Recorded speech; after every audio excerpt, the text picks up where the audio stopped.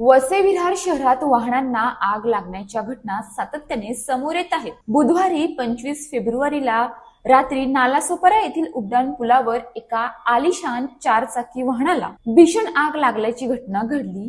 या आगीत वाहन पूर्णपणे जळून खाक झाले। मुंबई अहमदाबाद राष्ट्रीय महामार्ग हा महामार्ग वसई पूर्व भागातून जात असून येथे नेहमीच वाहनांची मोठी वर्दळ असते। वाढत्या वाहतुकीमुळे या मार्गावर वाहनांना आग लागण्याच्या घटना अधूनमधून घडत असल्याचे दिसून येते। बुधवारी रात्री 8:30च्या सुमारास MH43AQ 7272 क्रमांकाच्या रेंज रोवर कंपनीच्या 4 चाकी वाहनाला अचानक आग लागली। या घटनेमुळे परिसरात मोठी खळबळ उडाली। स्थानिक नागरिकांनी तत्काळ वसई विरार महापालिकेच्या अग्निशमन दलाला माहिती दिली। माहिती मिळताच वसई फाटा उपकेंद्र येथील अग्निशमन दलाच्या जवानांनी घटनास्थळी धाव घेत आग नियंत्रणात आणली।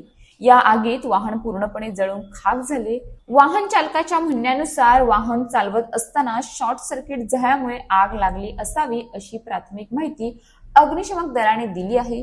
सुदैवाने या घटनेत कोणतीही जीवितहानी झाली नाही, मात्र वाहनाचे मोठे आर्थिक नुकसान झाले आहे। आगीमुळे काही काळ महामार्गावरील वाहतूक विस्कळीत झाली होती। वाहनांचे नियमित देखभालीकडे अनेकदा वाहन चालक दुर्लक्ष करतात, त्यामुळे वाहनातील तांत्रिक बिघाड वेळेवर लक्षात येत नाही आणि अशा दुर्घटना घडण्याची शक्यता वाढते। विशेषतः CNG आणि LPG किट बसवलेल्या वाहनांची वेळोवेळी तपासणी करणे आवश्यक आहे। वायरिंग जोडणी आणि गॅस गळती यांची नियमित तपासणी न केल्यास शॉर्ट सर्किट किंवा गॅस गळतीमुळे आग लागण्याचा धोका संभवतो। त्यामुळे वाहनांची नियमित सर्व्हिसिंग व देखभाल करणे गरजेचे आहे। तसेच वाहनात अग्निशमन सिलेंडर ठेवण्यास छोट्या आगीवर वेळीच नियंत्रण मिळवता येऊ शकते आणि मोठे नुकसान टाळता येऊ शकते।